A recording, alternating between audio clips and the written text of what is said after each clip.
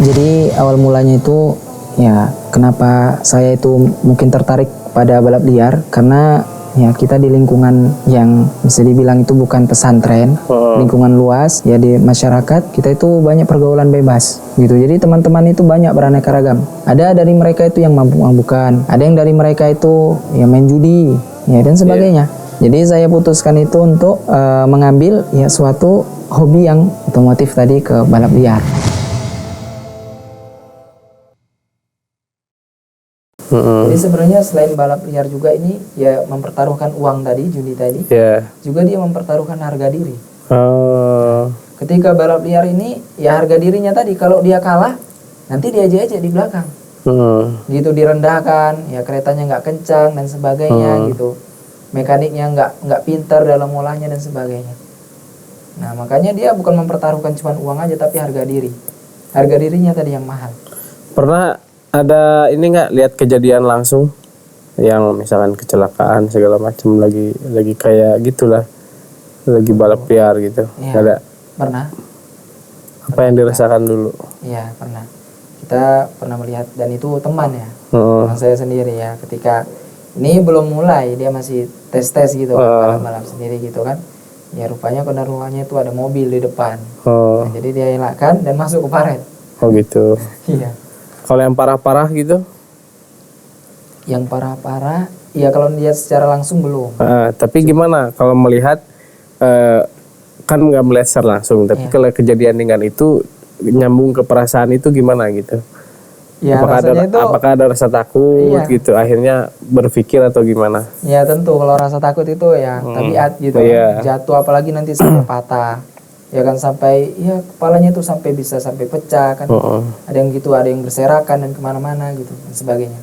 Tentu saja kita takut, cuman namanya juga sudah hobi kan, itu resiko gitu kan.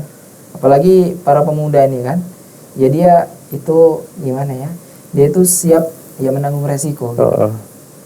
Nah siap menanggung resiko, yang penting dia itu senang. Iya. Sekarang balik lagi ke titik tadi awal disapa sama Ustadz tadi itu. Iya. Nah ketika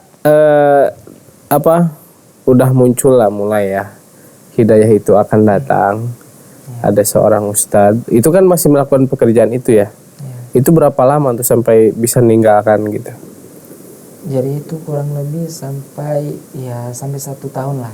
Ya, makanya sampai 1 tahun ya kita masih menghadiri kajian-kajian tadi dari Ustaz Supriyadi, kita datang dan bahkan ya ketika kita datang itu kan dengerin pengajian, ya sebelumnya kita sudah janjian sama teman-teman. Kan ketika itu malam Ahad, ya kan? Jadi teman-teman ini janjian yang ngajakin gitu. Ayo nanti malam kita nongkrong di sana. Sana ada cewek yang gini gitu kan. Nah, tapi saya bilang boleh kita ke sana. Tapi setelah kita ikut pengajian dulu. Kita dengerin pengajian dulu. Oke, enggak apa-apa. Dengerin pengajian dulu. Jadi ketika dengerin pengajian itu yang dibahas tentang zina. Nah, tentang zina, wala taqrabu zina innahu kana fahisyatan wa sa'a sabila. Nah, jadi dari situ ya kan bahwasanya kita mengetahui zina itu haram. Pegangan tangan itu nggak boleh. Yang bukan mahramnya. Jadi dari situ saya berpikir, ini dilanjutkan lagi nggak ini ya? Mau pergi tadi, mau datangi tadi. Lanjutkan nggak ya? Sampai-sampai saya batalkan gitu. Nggak jadilah, maaf lah ini nggak bisa saya gitu kan. Ya sebabnya itu tadi karena ikut pengajian dan alhamdulillah ya ketika kita bergaul dengan orang-orang yang soleh, kan, maka dan dampaknya itu sangat ya berpengaruh kali dengan kehidupan kita. Nah, saya pernah ya ketika ya di akhir-akhir ya kelas 3 itu SMK, saya tuh sakit, sakit amandal. Dan ketika itu saya ya dirujuk ke rumah sakit, salah satu rumah sakit, dan ya ketika itu ya teman-teman belum ada yang jenguk. Nah tapi ya alhamdulillahnya itu jamaah yang ketika saya mengikut pengajian tadi yang datang. Masya Allah. Ya, Masya Allah. Mereka yang sudah tua-tua dari saya, yang sudah berumur, yang sudah kakek-kakek, sudah bercucu, mereka datang menjenguk. Dan dari situlah saya lebih tersentuh lagi hati saya. Gitu datang mereka dengan ya Masya Allah dengan senyuman yang hangat dan Masya Allah dengan bingkis-bingkisan. Saya Masya Allah beginikah keindahan Islam gitu. Dari situlah saya mulai ya belajar dan ditawarin terakhirnya sama Ustadz Supriyadi. Iya.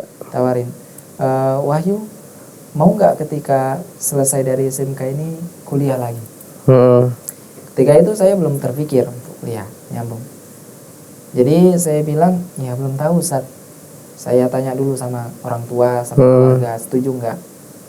Nah, karena ketika itu beliau menawarkan kuliah yang tidak berbayar, gratis. Ya, kuliah stay sunat. Nah, maka ketika saya pulang, saya pun ya berbicara kepada orang tua, kepada saudara, dan alhamdulillah orang tua juga setuju. Orang tua setuju, keluarga juga setuju. Ya dengan keterbatasan yang ada, ya saya memberanikan. Ya insya Allah Ustaz, saya mau gitu. Tapi saya nggak punya modal apa-apa Ustaz. Iya. Saya ngaji juga nggak bisa. Hafalan surat-surat pendek juga cuma sedikit. Begitu hafalan Al-Quran bisa dibilang ya belum ada lah gitu. Nah juga dari umum. Nah maka dari itu pun ya beliau mau membimbing saya. Masya Allah. Masya Allah.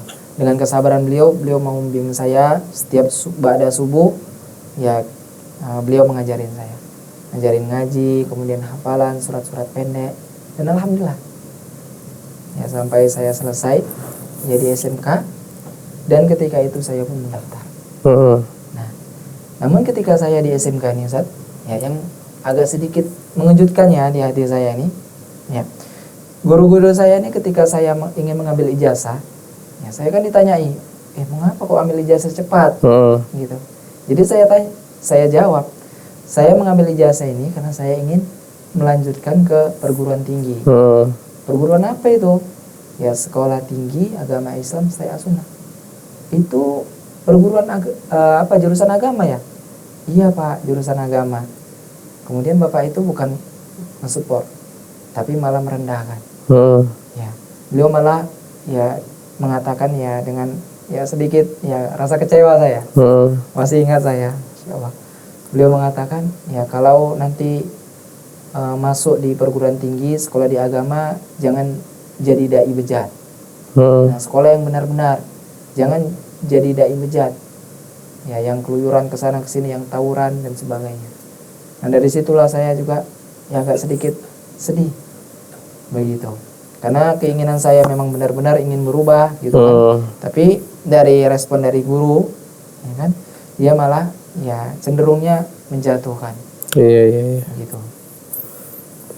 Dan sejak saat itu ya saya bersungguh-sungguh belajar terus dan alhamdulillah ya dapatlah saya hafalan setengah juz dari juz 3. Oke, Masya Allah. Dengan ya Ustadz Supri. Masya Allah. Nah kemudian kan singkat cerita nih udah Masya Allah diberikan jalan oleh Allah, kemudian kan kuliah. Nah sekarang sama kawan-kawan yang dulu gimana?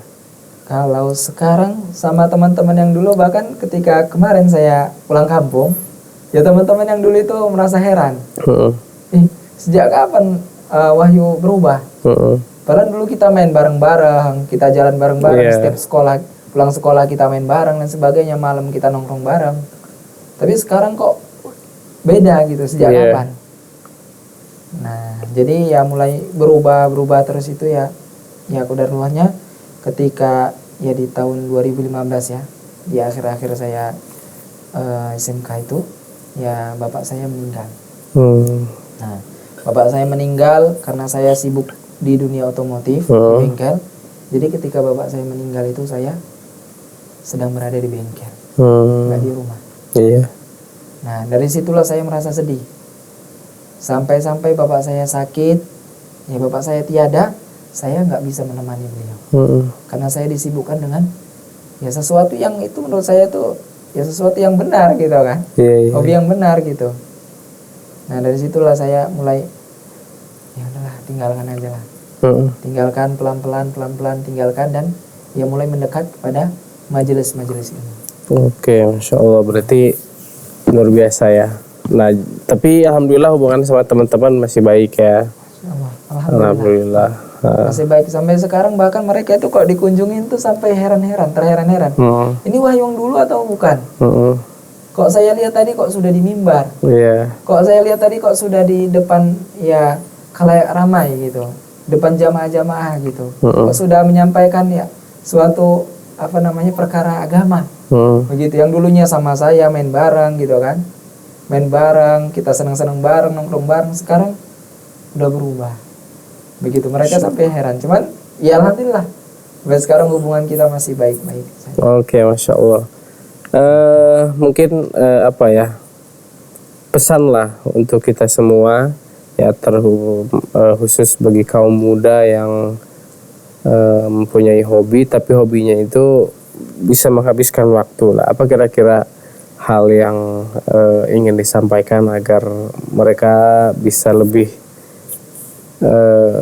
positif lagi dalam menggunakan waktu gitu?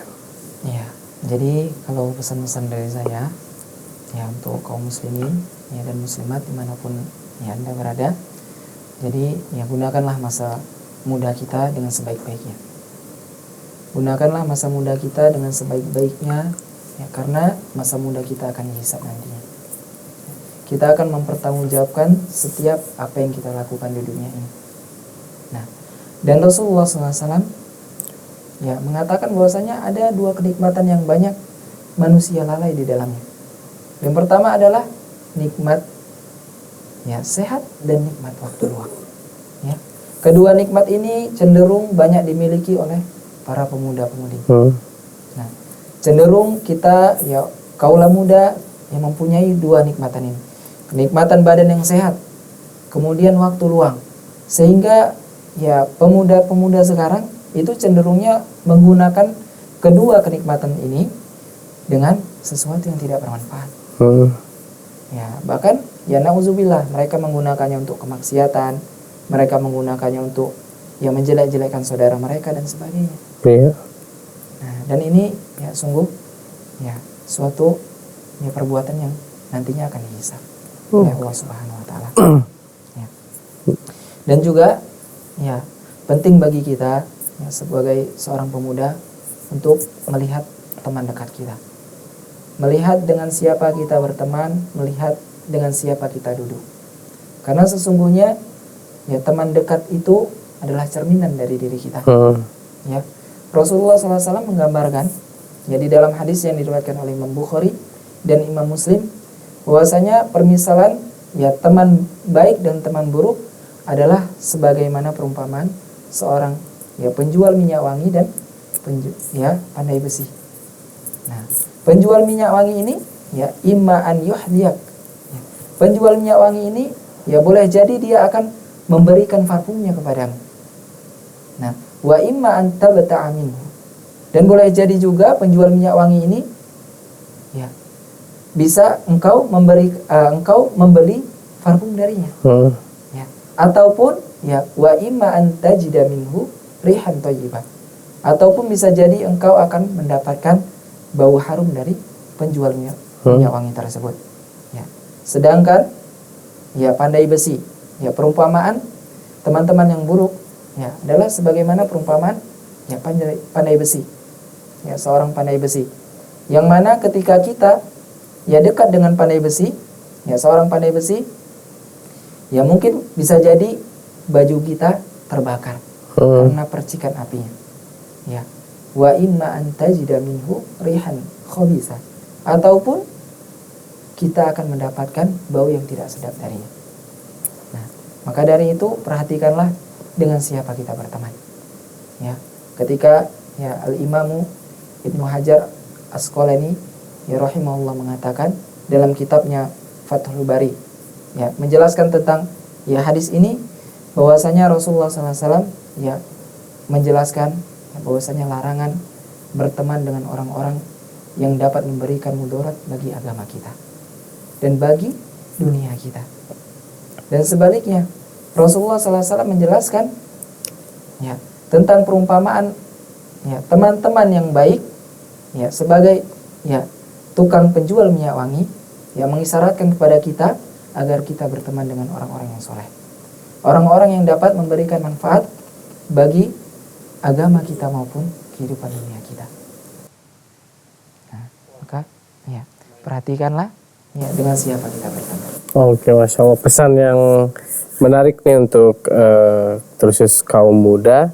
Dan terima kasih ya sudah banyak berbagi sedikit kisah dan juga akhirnya bagaimana hidayah Allah berikan ya. Dan tentunya mudah-mudahan kita tetap istiqomah, dan kita juga doakan agar keluarga kita, teman-teman kita juga mendapatkan hidayah dari Allah Subhanahu wa taala. Baik, makasih banyak ya, Masya Allah, semoga bermanfaat, dan assalamualaikum warahmatullahi wabarakatuh.